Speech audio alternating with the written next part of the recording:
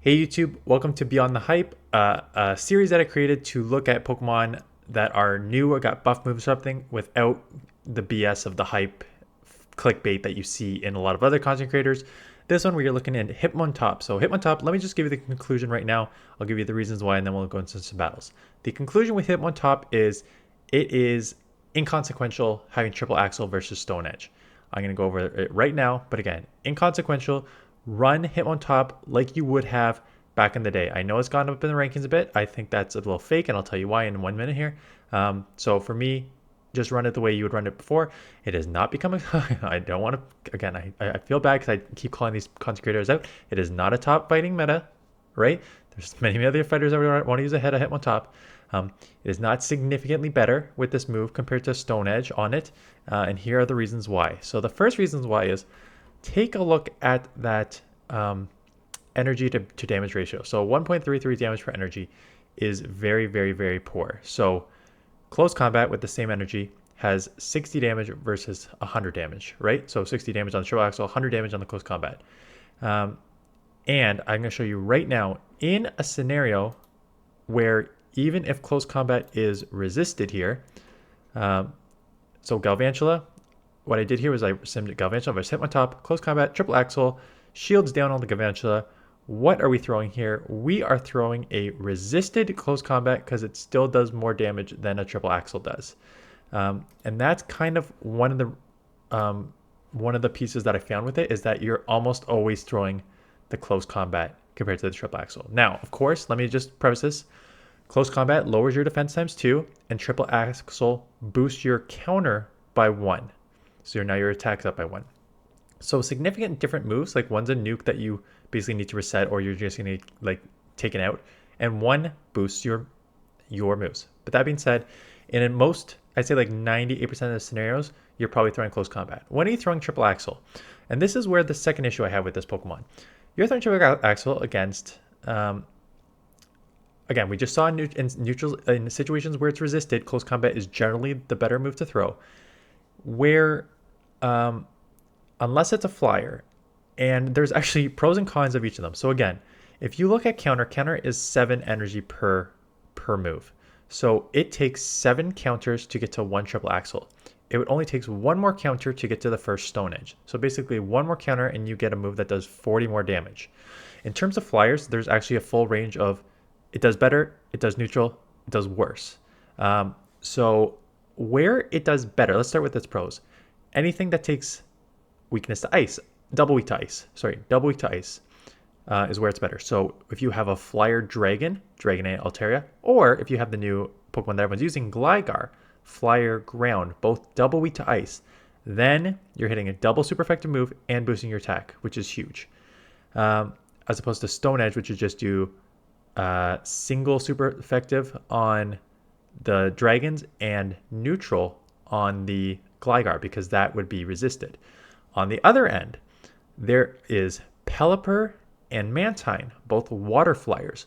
So those water flyers actually take neutral to triple axle where they would take super effective to Stone Edge. And then all other flyers, Mandibuzz and just anything that's a Pidgeot, that's just a pure flyer, you're basically giving up 40 damage for 1 counter against those flyers in what is generally still a bad matchup. So for those reasons of you're still going close combat the majority of the time, you give up a lot of damage in the Stone Edge compared to triple axle. You get a little bit of strength only in like the double super effective against ice, and then you could argue.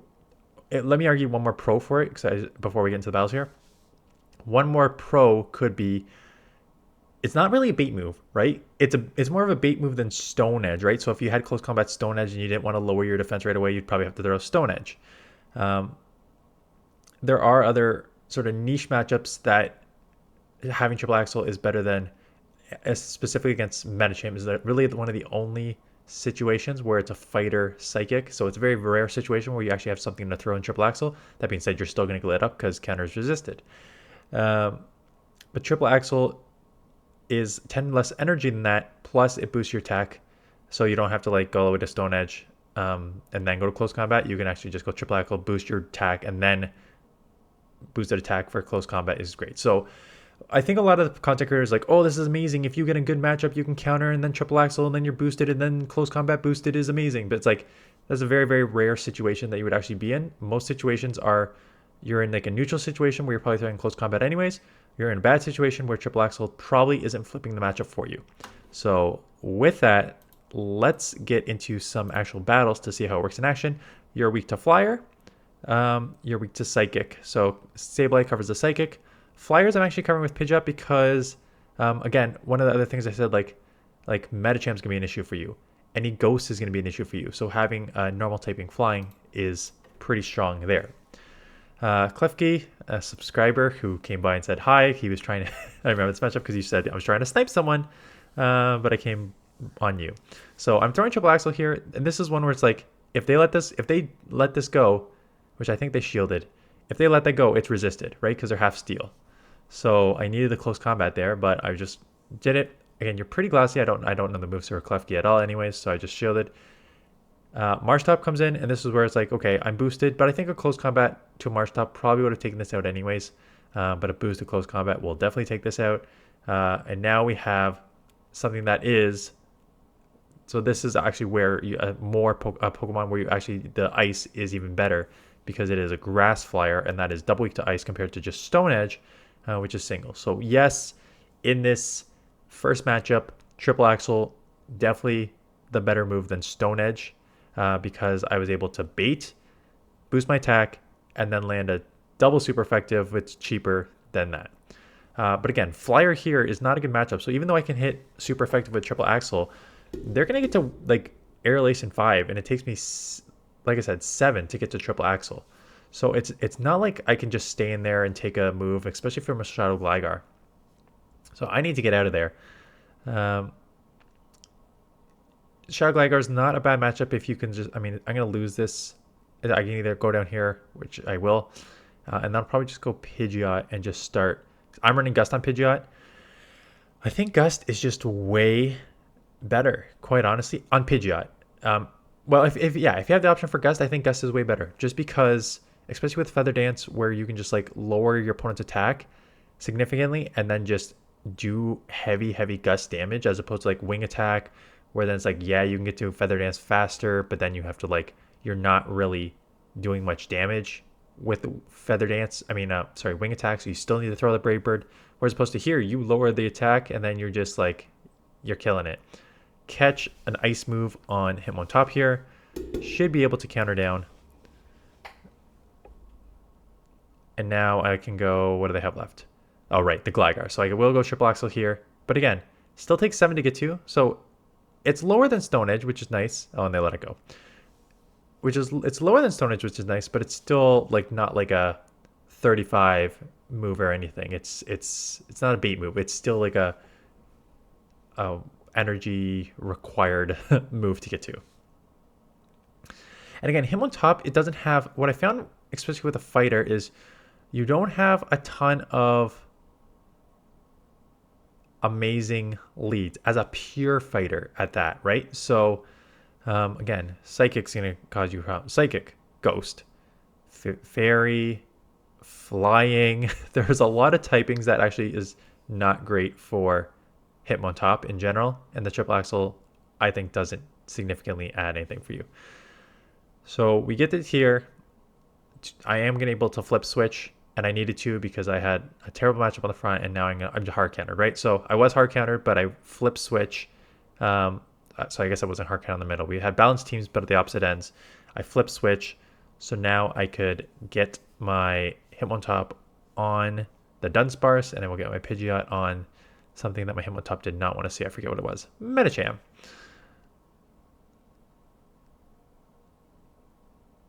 Is this one? I remember one that I feel like I should have won, but my opponent played well, or I made a mistake, and I'm trying to figure out if it was this one. Because I didn't want to... I should have undercharged this. Is this the one? No, because Dunsparce isn't going to be able to take... They do farm me down, so I'm like, oh, now they're going to get to 2 close combats. Or 2 drill runs. But 2 drill runs actually do not take out a Hitmontop in this scenario. And then their shield's down, so close combat will take out, obviously. I mean, anything will take out. Friggin' Sand Tomb would take out from this range, essentially. Like, it just does not matter what I throw here. Anything will take it out for the win. So again, like, it depends how you want to use Hitmontop. So I'm using a lead. You can use Hitmontop in the back to try, again, a bug here. So I got to get out. And they hit me with a Mandibuzz. I think this was like a hard counter team. So maybe Hitmontop's not a lead you want to run. But I can't imagine a scenario where they say swap something, unless it's like a Lickitung. But even Lickitung, you're probably still going to want to throw the close combat, or else you're going to have to shield. And then I just don't know the scenario where you just like absolutely wall something with the counter where you can like boost with triple Axel and then come out with a boosted close combat. Like, for the most part, I think you're just still relying on close combat as your main source of battling here. So watch a few more battles, but that is the reason that I think Hitmontop is being overhyped and overrated by a lot of content creators. Because again, if you look at my first battle, where I bait the triple Axel, which is 10 less energy than Stone Edge, boost my attack, with that boosted attack land a close combat, and then land a double. I don't land the double super effective, but then I have a double super effective quicker move on a flyer grass. You would, like, sure, wow, amazing, this Pokemon is so OP, but it's not. Like, that scenario happens one in a blue moon. Like, the majority of them are just like bad lead, neutral lead where triple Axel doesn't do much better. Right, so it's just, I catch here. Again, this is one where I'm just gonna have to go close combat because Stone Edge would have hit super effective, but I only have resisted move here. Close combat and triple X are both resisted, water and bug. So I have to go the resisted move, which I go the better one. They unfortunately have 1 HP left and are able to get to a liquidation. So I don't know if I could have got it to a Stone Edge before they got to liquidation there. But again, it's just like triple Axel is not helping me in that situation. I'm still in a resisted situation there. Still need to go close combat. So I had a bad lead again. Come into Sableye. They stay in and then come into a bad matchup here, which is interesting. If I remember, they just had to have something bad in the back for Sableye too. So I think Sableye just kind of wrecks this whole team. They do acid spray me, which is very annoying. But I am at 2 foul plays now for whatever comes back in. Yeah, the Emolga, I can just go back to back here. This will, I don't think I'll take it out, but I'll put it probably in the deep yellow red here. So straight back to back here. My defense is 2 times lowered because of the acid spray, but Sableye is doing more than sufficient. And now it's, do I want to come in? I got to come in Hitmontop because I cannot come in with Pidgeot. So I just have to come in resisted counters here. That's fine. Take the move. Think Pidgeot was my win condition here anyways. So they discharge. That's fine. What do they got in the back?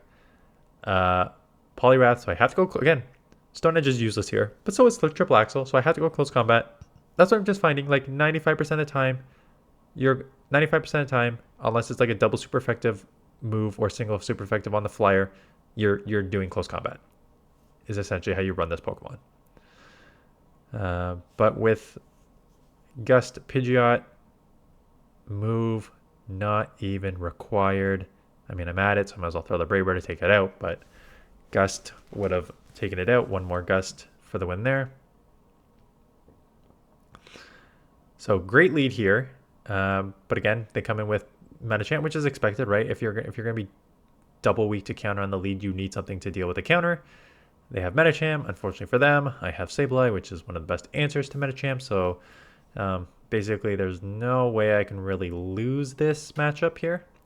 And I do fight as much as I can for this matchup here, as you're going to see. They shield, so I'm like, okay, I'll shield their Ice Punch, and I'll just outpace them and outclaw them. So I will keep Switch here as much as they try to fight for it. I'm going to go just before CMP here. If I remember, okay, no, they let it go. But now what they can do is they can live 1 foul play, and they may try and claw me down and come out with like 2 moves for the Hitmontop, which is a smart strategy. Smart strategy on their part. They will get at least 1 drill run here, which will hurt. Shadow over 50% for sure. Yeah, so pretty low. And out comes the Mandibuzz. And again, quicker than a Stone Edge. But as you're going to see here, they let this go if I remember. Doesn't even take them to... It takes 2 more gusts to get them to the yellow. And that's where having a Stone Edge with 40 more damage actually threatens a normal flyer. Triple Axel, unfortunately, just did not threaten like it needed to there.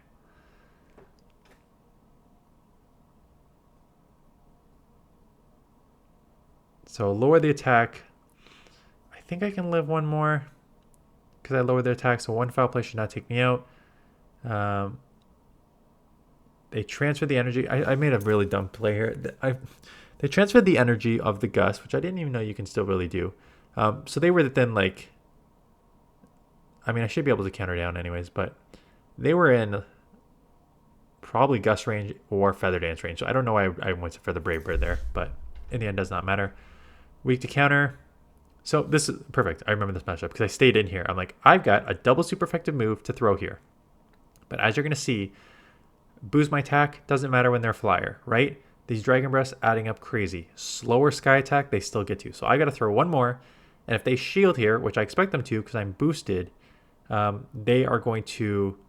I can't stand this or else I'm just going to be Dragon Breath down before I get to a third move. So yes, I grab 2 shields, which is not insignificant. It's much quicker than I would have on a Stone Edge. But again, when you're boosting a counter against a flyer, it's kind of just like, okay, like so what? It's still just resisted damage. They have a Steelix in the back, so I get this foul play off, which is nice. Again, Steelix, one that I think is very overrated in this meta. They're going to have to throw here, which is fine. Damage is done. They're running Sucky. Some people commented being like, oh, it's great, but I don't run Earthquake, I run Crunch. Or it's great, but I don't run Earthquake, I run Psychic Fangs and Dragon Claw. Or Breaking Swipe. So it's kind of just like, my problem is with like, you need in a lot of those sims, you need the Earthquake to that. But you're like, I'm not baiting, I'm just going straight. So it's a different way of playing it. I still don't think it's good. I really don't think it's good. It's not worth your time. But again, others disagree and some content creators disagree. So that is that. That is Hitmontop. So if you haven't checked out my video this morning, Greedent this morning, which again, Greedent is actually a slight upgrade because it's just a faster charging move. So there's no real, again, I go watch that video. I talk about the difference between like waters, but otherwise it's an upgrade. This now. Tomorrow, I will have I've got at least one done already. It is, I haven't filmed it yet, but it is looking at an Aerial Ace on Superior. Because Superior is one of those like tricky ones that is always sort of like sneaky good already. Does the Aerial Ace help it? I will go over what I think about Aerial Ace helping or hurting. Not hurting, but is it helping as much as you think it would? Or is it just like, it's still a terrible move, right? So, we'll go over that tomorrow, and then I still got to find other Pokemon. I know a lot of people said use Helios something, whatever that Electro Pokemon is, with Break and Swipes because it hits so hard. I have 4 with like, you would think great IVs. That's like 1, I'm just making these up, but it's like 1, 13, 13, 3, 15, 15. And all of them are like rank 150, rank 200 in Great League. It's just sort of like one of those weird ones where just the CP doesn't line up. So I'm hesitant to build those up. I'm still other Pokemon. I'm 100% going to use Ninetales with the new move. Oh, Diggersby. So Superior and Diggersby is what you're going to see tomorrow because I am working on Diggersby right now. I may have to try 2 movesets because I am not. I'm using I'm using the new ground one with Hyper Beam, and I'm not sold on that moveset. So I'm probably going to use 2 movesets and compare those. Anyways, that's it. That is the series. I know a lot of people are liking it because, again, I'm telling you how to save dust if you don't need to. Hitmontop is one of those. If you were going to build and use Hitmontop before, use it. You do not need to build it up now because it has triple axle, because for me, it does not move the meter. I would treat it the same as it was before. Anyways, that's it. Thanks for watching. See you guys in the next one.